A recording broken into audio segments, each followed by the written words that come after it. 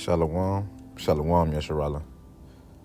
First and foremost, I want to start by giving all praises, honors, and glories to Yahweh, Bahashem, Yahweh Shai, Bahashem, Rachakodash. Double honors to the apostles and elders of Great Millstone for teaching 100% truth. Wa Barakathum to the 144,000, as well as the rest of the elect. May peace and blessings be unto your households. It's your brother Gadal from the Great Millstone Dallas branch, and in this quick lesson, we're just going to get into how a man shall be a hiding place from the wind, right? And the man that I'm talking about specifically is a man of Yahweh Bashem Shah, the Lord, right? They're going to be the hiding place from the destruction to come, right? Because they're going to be the only ones getting taken care of alongside with whatever woman that they have. Isaiah 4:1, right? This is why you have Apostle Hard been going into Isaiah 4:1 a lot this year lately. I mean, I said this year lately, but this year in general. It's one of the topics I noticed that he went into a lot other than the MOTB, right? Isaiah 4:1 and the MOTB, because we're really here, especially Isaiah 4:1, right? We're gonna see what's gonna happen pretty much tomorrow, as far as SNAP benefits or whatnot, whoop the whoop, right? See if they're actually gonna raid the stores and shit, or are they gonna be prepared, whatever, right? We'll see in the news, Lord willing, of course. But it's really getting to the point to where you women, that that Gardenian pack that Eve made with Esau is beginning to pretty much is biting them in their ass, man. Pretty much straight up. And I'm gonna know when I went into my last, not my last one, but the one before my last one. When one of my lessons, I remember I was going into pretty much how what you call it? How what was it? Oh yeah, the woman. How they basically not gonna pity a charmer that's bitten by a serpent, man. Right? Went to it in Sirach, the 13th chapter, if I'm not mistaken, on how he gonna use thee, right? And Esau, man, he done squeezed all the goods you could get out of him. I mean, out of you, right? Because you woman, Esau, he gave you the illusion of thinking that you were independent, right? I don't need a man and all that. No, women are natural followers, right? Y'all just didn't realize that y'all was following Esau, man. Right? But now Esau's really done away with y'all pretty much. Now, guess what? You ain't got no choice but to come back to, the so-called black man, right? The so-called black man, the Israelites, ultimately. Because these heathens don't want nothing to do with y'all.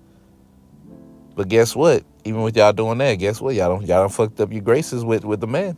A lot of men is not going to tolerate that shit, man. A lot of men is not going to want to be with you fucked up ass women, fucked up in the head, right? We ain't no Joe Fixes out here, man. We ain't finna fix you. We try to fix you women up. This is especially not a man of the Lord. Now, you might got one of these super simps trying to do some shit like that now. But even then, your average Jake, and they're already simps, because you're not in the truth. You're really a simp, to be honest. Yeah, I'm the average Jake, man, even then, they're not gonna want to do with y'all asses, because y'all too fucked up, right? And it's just gonna be shown in that day, man. You women, y'all gonna know, bro, I need a man, bro. And it's really being shown now, because SNAP is just the beginning of something that they taking away, man. What about Section 8 housing? Once they take that shit away, what are you gonna do then? You ain't got no house. You ain't got no food. What you gonna do, work? I mean, yeah, you're gonna work like everybody else, and then you're gonna be like, you know what, I do need a man. Your reality is actually gonna sit in a little bit, just off of, just off of simply taking shit from you. Now you crying. You got your nose wide fucking open. It's just funny. But I'm gonna go ahead and get to some scripture, man. So didn't mean to go on a little tangent like that, because I really didn't plan on talking about the woman, but it happens. Whatever the spirit leads me to say. But I'm gonna go ahead and get Isaiah chapter 32 and verse 2, it says, and a man shall be in hiding place from the wind. The wind is going to destruction. And a covert from the tempest as rivers of waters in a dry place. Right? They're going to be, man, they're going to be rare too. They're going to be rare. It says, as the shadow of a great rock in a weary land. Exactly, man. Meaning that, bro, like, person, a man, specifically a man of the Lord, because not just any man, to be honest. And we're going to be in a time never before seen, man. If you ain't got Yahweh Shai with you, you through. So really specifically a man of the Lord, they're the ones that's going to be that hiding place from the wind with, that destruction that's coming upon this place. And, and it'll give you like two examples, right? Like finding water in the desert, or, when it's hot, you actually get behind a rock that's, that can provide shade, or, or a tree. But, it just gave two examples of basically how beneficial they're going to be. Pretty much, man. Right? Because if you don't got a man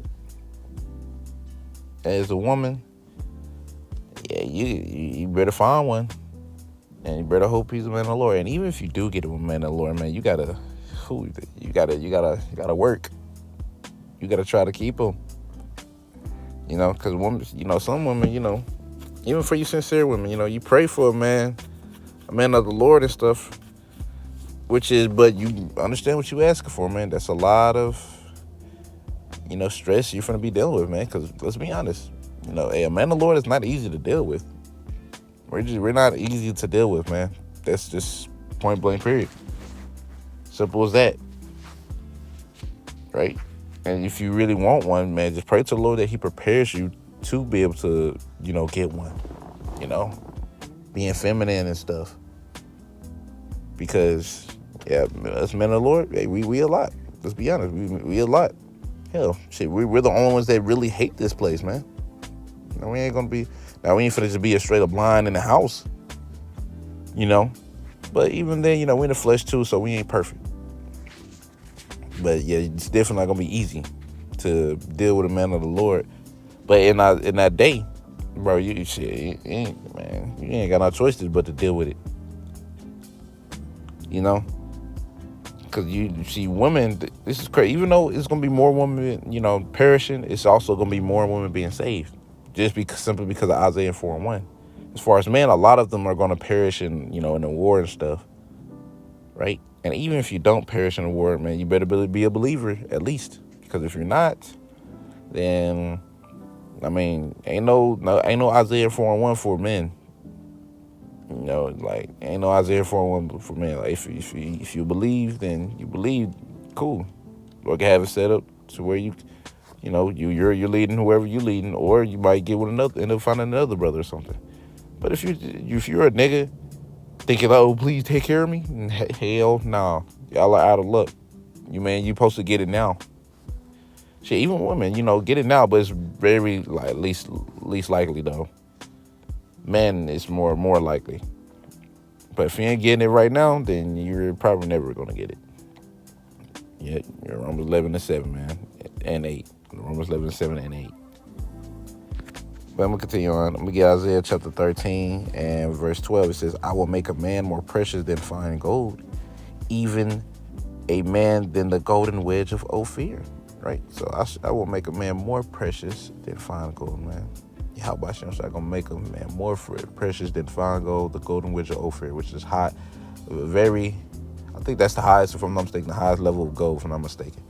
But in other words, man, Lord gonna make his man very valuable in that day, because for one, they're gonna be very scarce in that day, right? Because, like I said, man, the men, they're gonna be dying. A lot of these men gonna die in the war, right? They're gonna die in war, and guess what? There's gonna be a lot of women left over. A lot of them, shit. I remember, I think, not a brother, but it was a dude that had a dream on it. Really, I would like to say it's a vision. How, when a lot of these dudes, when they died, and the women of them dudes, and were basically husbandless. They didn't have a man. So they went to a man that they've done rejected right? They try to come back to them. They try to, come to the man with somebody else's seed and shit. And a lot of the man who actually wasn't going for it, right? Because, it was a Jay that don't know nothing about the truth, right? Because he didn't even say just man of the Lord. He was just saying man in general. So I'm like, damn, even your average Mojos is like, they're not going to want to deal with this shit. How much more the man of the Lord, bro? We going to have to, bro. We are going to have to pick up the litter. If you women don't want to get with the program, then y'all just going to have to get lost, man. We ain't got to fucking feed you. We ain't got to take care of your ass. The fuck? You get on my program or get fucking lost and perish. Simple as that. Right? Because if you come across a man of the Lord and you don't get taken by him, Lord ain't finna send you another one, bro. Lord is not finna send you another one. Right? Because we're coming at times, man. You brothers that been toiling in this truth for real, man, y'all finna shine. Y'all are about to shine. Y'all are about to shine, man. We are about to shine for real. When as shit get worse, we're gonna be shining more and more. Now, for you, sincere women, just pray that y'all, that you be ready to be able to deal with a man of the Lord. For the Lord to make you ready for that. For you, since few sincere Akwaf that is out there, though. That should be your biggest thing. Praying about that as well as getting a man, You never know. You can mess around, convert the man to believing. Because of the way you treat him.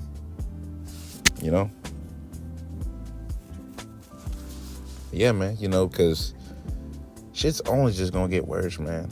And it's gonna be made more, it's gonna be made known more and more that a prophet has been among you.